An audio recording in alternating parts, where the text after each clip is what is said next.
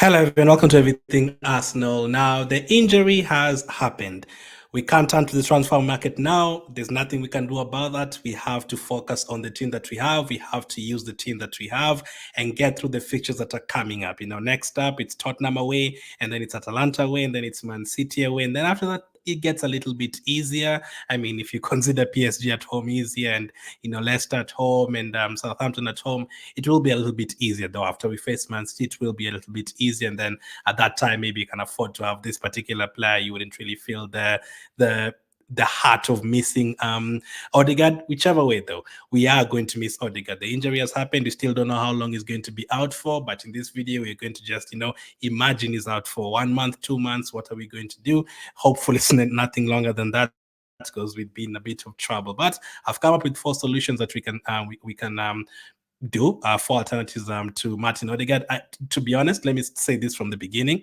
I don't think Odegaard is replaceable. I don't think there's enough players who can replace him. And I mean, it would have been good to have someone like an Eze in the team, come into the team. He played in the Premier League before. Good number 10. He can do the job for us. That would have been great. Many people wanted, or some people wanted Vieira to stay. Some people wanted Smith Rowe to stay. I don't think in terms of levels with Odegaard, they're anywhere near. But maybe it would have been okay to just have someone who's played in that position before. But by the way, side note, Vieira is already injured for FC Porto, by the way, so maybe he wouldn't really have been an alternative for us either way. Maybe he'd have been injured because he hasn't really played for them. He got injured in training, so maybe it didn't work out for us. So at the moment, we have to just work with what we have. So the 4 solutions that I have, let's begin with it. So number 1, trust Nwaneri. That is the first thing we can do. Trust Nwaneri. A lot of people have talked about Arsenal youngsters getting an opportunity. A lot of people are not happy about Kozia Dewberry leaving. A lot of people are not happy with Balogun leaving a couple of years ago. A lot of youngsters have left, Patino and all that. A lot of people have asked for Arsenal youngsters to get an opportunity. And this is an opportunity for Nwaneri. Now, not the circumstances that we wanted Nwaneri to come into. I mean, you don't want Nwaneri to be the one to, come into a team that is fighting for a title with Man City and Liverpool, and he's coming to be the one to help us replace Odegaard because he's out for a few months. We don't want that. We do not want that. Like, even the thought of it is making me sick. It's crazy. Nwaneri is a very talented player. There's a reason why I'm sure we let Smith Rowe and Vieira go and didn't replace them. I think because Nwaneri is going to get an opportunity this season, but now it's going to be more than opportunities. Now it's going to be opportunities. Now you can have Nwaneri in that position. Don't change the formation. That is number 1. Don't change the formation. Just have Nwaneri in that position. Ask him to do the job that Odegaard has been doing, which is not easy. That's leadership. That's captaincy. That's pressing from the front. That is creativity. That is combination with Havertz, combination with Saka, combination with Partey, combination with Ben White. That is goals. That is assists. That is a lot of things that Odegaard provides for us. I don't think anyone can do it. But Nwaneri is the only natural number 10 that we have. Like, I've looked through our squad. We just don't have anyone who can play there, which is absolutely crazy. But I usually try to avoid changing the entire formation. Like, if one player misses and then you have to change the entire team around, that means 1 or 2 things. Either your system is not working, or you don't have enough players. So if your midfield is missing, and then you have to move your right back to midfield, move your left back to right back, and then move your center back to left back, and then bring in someone from the bench, and then move the midfielder to the right side because the right back is now the left back. If that happens, it usually means the system is not working or you don't have enough players. So if you want to keep it the same, if Arteta wants to keep it the same, just play Nwaneri, not the circumstances that you want, because you'd like to bring in Nwaneri, on your 2-0 up, play him next to Declan Rice and Odegaard, have him get into that team, not like have Nwaneri in the team when Odegaard is missing and also the number 8 in Declan Rice is missing. That is not good circumstances, but that is one way we can go with it. Play Nwaneri, apologies, next to Thomas Partey. For this particular game against Tottenham. After that, Declan Rice will be back, and then we could see something like this against Atalanta, against Leicester, and those other teams that we're going to play in the Premier League coming up. that could be one. So that is the first solution. Just trust in Nwaneri, give him the minutes. Now, I don't think Yamalo's thrown in against Real Madrid or is thrown in straight away into a Euros final, but that is where we are right now. Do I think Nwaneri is going to start this particular games coming up? I don't think Nwaneri should start like against Man City. I think that is too crazy. Yes, that is what we have, but we'd have to get other solutions that I'm going to talk about in this game, in this video. You can't throw him up against Rodri and Ruben Diaz in that area right away, like too much pressure. You're asking him in a game where we must not lose game against Man City. It is too dangerous. Now, I'd love him to get into the team, but you also have to protect him as an individual. You don't want to throw him against Tottenham and Man City, and then he has two poor games, and then it's over. We don't want that. We don't want. Next up, that is the first one. Next up is Trossard and Havertz. Now, if you don't trust in Nwaneri, don't think he's ready for these particular games, and you still want to keep the formation the same, you can turn to your other senior players in the team. Yes, it will take something away from the positions that they're playing, but you'd have to ask them to do that job. Now, Trossard is very creative, and Havertz has played it as a number 10 before. Can we have that? Would you guys be happy with this second solution? Like have Havertz as a 10, and then you have other players up front. Now, Jesus is back in training. That is good. We could have Jesus up front, and then you just move Havertz to the midfield, not the number 8, but the number 10. So you're basically asking him, create a few chances, get into the box, score goals. Basically, the number 10 who will score more than assist, get into the box more than you're going to create. You're going to miss a lot in terms of creativity if you play Havertz there, because he's going to get into the box and then he will need someone to create for him. But that is the second solution. Either have Havertz there or you play Trossard there as the number 10. And then luckily we signed Sterling, because if Sterling was not there, it's not the best signing, yes, but if he was not there, we'd really be in a very, very bad place in terms of numbers. Because if you move Trossard to the 10, then you're having to depend on Martinelli every single game again. Champions League, Carabao Cup, we don't have anyone else to play there. So Havertz, play there or play Trossard? Would you guys prefer that second solution, or would you just prefer having Nwaneri? Now, that is if you want to keep the formation same and everything, and you don't want to move things around. You just move Havertz to midfield, and then maybe play Sterling up front for a couple of games. Remember, Rice will be back for the next game against Atalanta, so the midfield blow will be, lessened a bit, but you still have to find a solution for Odegaard. So that is the second option. You play Havertz in that 10, or you play Trossard in that 10, or maybe even other players, Sterling, Saka, maybe ask them to do that role, and then you find someone else to play where they've been playing. The third option, once again, if you want to keep the formation the same, to move the midfield players to the defenders to midfield. Now, if Odegaard was our number 8, you could easily say, okay, Odegaard is out, let's play Zinchenko there, let's play Timber there, or wherever. But Odegaard is a 10.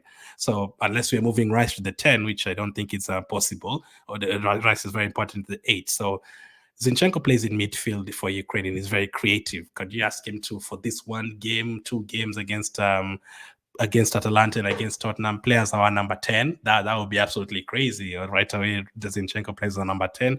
That would be unheard of, but we know he's played there before. He used to play there before, I think, when he played for PSV or PSV something back in the day. But I think he was from loan from Man City or something. He played like in the 10. When he was on loan in Netherlands, after he joined Man City, Zinchenko, he played on the right side, right wing, left wing, number 10. He played a lot of positions, so he's done it before.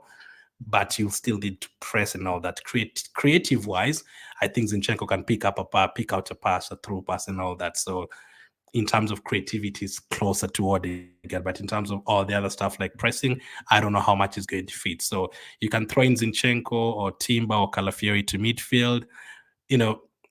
This is what I would go for against Tottenham this particular game. I've done a preview already, but I would have Trossard as the 10 for that particular game, and not necessarily as a 10. Now, that takes me to the fourth solution, to change the formation.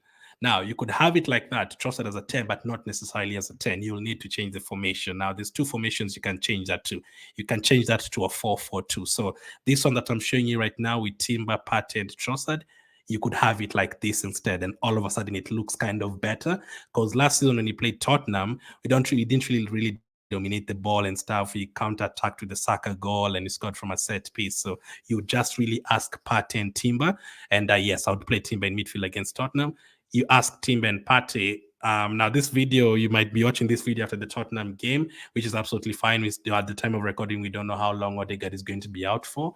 But for that Tottenham game, I want to see Timber and Partey in midfield. Now Rice will be back for the next game, absolutely good. Then maybe you can move Timber back to defense and then have Rice and Partey in midfield like that. That will be okay. But this looks better. Then we don't really play the number 10, traditional 4-4-2. Have Saka and Martinelli be the ones to create. Trossard dropping in sometimes, going forward sometimes. Havertz dropping in sometimes, going forward sometimes. You have it as a mixture. I do like this as well. For 1-2 games, I do like this as well.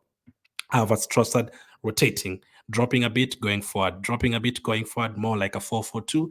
And then you'll need Saka and Martinelli to really work hard as wing backs, and then Tim and Partey as well to work really hard. Like this is the formation that many teams used to use back in the day, in the 2000s and stuff, when we used to have Bergkamp and Henry and Pires and Ljungberg and Gilberto and Vieira, and then Bergkamp would drop in as a 10, sometimes go forward, and then the midfield has to be very, very strong. That is one thing that has to happen. The midfield needs to be very strong. So that is a fourth solution.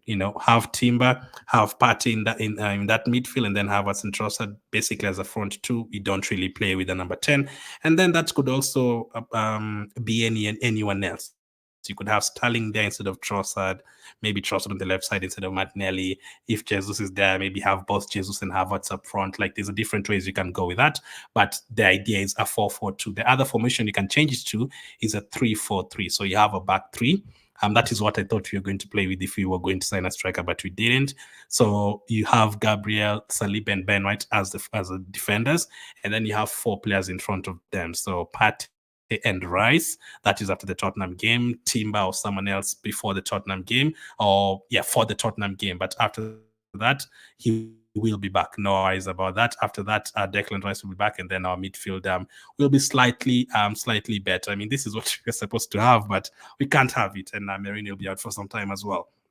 So you have that as a 4-4-2, no, not 4-4-2, a 3-4-3. So Partey and Rice in midfield, and then for the wing backs, you could have Saka, no, not Saka. You could have Zinchenko, Calafiori, Timber on the left side, and then you could have Timber on the right side as well, however you're going to have it. And then the front three, you have Saka, Trossard, Martinelli, Havertz up front. That is it. That is a 3-4-3. You'll need Rice and Partey to work extremely hard as well in midfield, but that can work as well, 3-4-3. That is, if you don't have a number 10, you can play a 3-4-3 or play a 4-4-2. That can work. It depends on how long Odegaard is out for. So this is a solution that for Declan Rice being out is a solution for Tottenham game. But after Declan Rice is back, I think we might see a more defensive approach against Man City, which I don't mind. We didn't lose the league last season because we drew Man City. We picked up 4 points against them. There's no team that can really pick up 6 points against Man City. It's a rare occasion. 4 points against Man City is okay. We lost the league because we lost other games, or because we drew Man City. So a point against Man City, it will be very welcome. So those are 4 alternatives. There is a 5th one, but you're not going to do it. You can go and get a player who's on a free, like a Rabi or any other midfielders who are on a free. But as we know, Arsenal don't really sign players like that. I don't think Arsenal can go to like the free market. Oh my goodness, I need a player. I think Arsenal really look at the player before we sign. They rather even have 10 players in the squad than getting an 11th player who they've not really done research for. Like, that is how we approach the transfer market these days. So that is a 5th solution, but those are the 4 that we can go for. Trust Nwaneri as one. Go with Havertz or Trossard or Sterling, someone like that in the 10, and ask them to do a different role that they've been doing in the team. Number 3, move one of the defenders to the midfield positions, maybe place Zinchenko as a 10 or something, or just move it around and move Zinchenko to the midfield as more of a creative outlet in midfield. Or you change the formation and you play either of those 2 formations, a 4-4-2 or a 3-4-3. Not ideal, but we have to find solutions. Now, lastly, there's 3 people I think who are very important now that Odegaard is out and Rice is out for the Tottenham game and Mourinho is out as well. The first one is him. MIKEL is the most important person in this situation. This is why I think he's a very good manager. I trust him a lot. I think in terms of tactics, he's very, very good. He will need to, yes, he does make mistakes sometimes, like Aston Villa at home last season. That was a mistake. But a lot of people have called him a genius. The players that have played for him, people like Guardiola and those guys, have called him a genius. We'll need to see it now. We will need to see it now. Apologies, we'll need to see it now. we will really need to see how he approaches this situation. It's very important. Whatever we are going to do, it's up to him. Are we going to move to a 4-4-2? Are we going to move to a 3-4-3? No one really expected Odegaard to be injured like that. It's a shame that he wasn't even injured playing for Arsenal. He was injured playing in the Nations League. But solutions. This is where they say the manager gets paid his money. So times like this, when Odegaard gets injured, when Saka gets injured, what's the alternative? We still have a very good squad. Can we still make it work without that particular player? So Arteta is the first really important person in this situation. Number two, I think this guy is very important now, even more important than he was before. Odegaard was our creative outlet for sure. He's not really picked up any goals or assists this season, but everything goes through him, even if he doesn't pick up numbers. He can still get an 8, 9 out of 10 game without even scoring or assisting Odegaard. Now, Saka has picked up an assist against Wolves. He got an assist against Aston Villa. And was it against Brighton? He got an assist against Brighton as well, right? Who scored against Brighton? It was Saka assisting against. So basically, Saka's assisted in all 3 games so far. So if you go with this kind of formation, Saka will need to be a creative source. He will need like the last passes, the runs. He'll basically need to double his goals and assist some output. So he'll very important. And the fact that right side that we use a lot is him and Saka and Ben White. Is the one that needs to step up even more to help us keep on creating, keep on. If Saka plays, the way he's been playing the last 4 or 5 seasons combined, we are going to be good in terms of still scoring goals and assisting. So Saka will really need to step up on that right side, because now there's no Odegaard, especially if he's next to Nwaneri. He all of a sudden is the senior player and he needs to do the job for us. That is the second player who's second person who's very important as Odegaard is out. And the third one, Kai Havertz is the one who's I'm putting number 3 as the most important person now that Odegaard is out. Because if Odegaard or Saka if Saka and Havertz don't perform, we're in big trouble. Because if Odegaard is not there and the two of them, one of them doesn't perform, all of a sudden it's a shambles. Last season, at that time, you're struggling to score goals December, January. Odegaard was not performing, and Martinelli was not performing, and Saka was not performing. So it becomes a mess. If Odegaard is not there and Saka and Havertz are still performing, you can get through it. You might not score 4 goals, but you might score 2. And then if your defense is good, you might still win the game. But if Havertz is not doing it for us, then we're in big trouble, because Havertz, whichever way you look at it, it could be Havertz playing as a 10 instead of Odegaard. We might move Havertz to the 8 now that Rice is out. Very important still. So however you look at it, Havertz is going to be very important. He has to perform wherever he plays, whether it's the 10 to replace Odegaard, whether it's the 8 to replace Declan Rice for that game, whether it's up front now, if we don't create too many chances now that Odegaard is out, whichever chances he's going to get, he needs to take it. So whichever you look at it, he's going to need to step up now that Odegaard is out, and Saka needs to step up as well. Now, they've been doing very well, so keep doing what you've been doing and take it to the next level, because now Odegaard is out, Havertz and Saka for me have to step up, and first, MIKEL, ARTETA. So let me know what you make of all that. Which formation, which alternative would you prefer? Would you give your trust to Nwaneri? Would you ask Trossard or Havertz to do the number 10 role? Would you change the formation? Would you move Zinchenko to midfield? What would you do? And then let me know who is the most important person now that Odegaard is out. Apart from Arteta, who in the team is most important? Everyone is important, of course. You still need our defense to do the job. You still need Trossard to keep on scoring. You still need Sterling to hit the ground running. But for now, those 3 are my picks. Thank you for watching, and I'll catch up with you guys on the next one.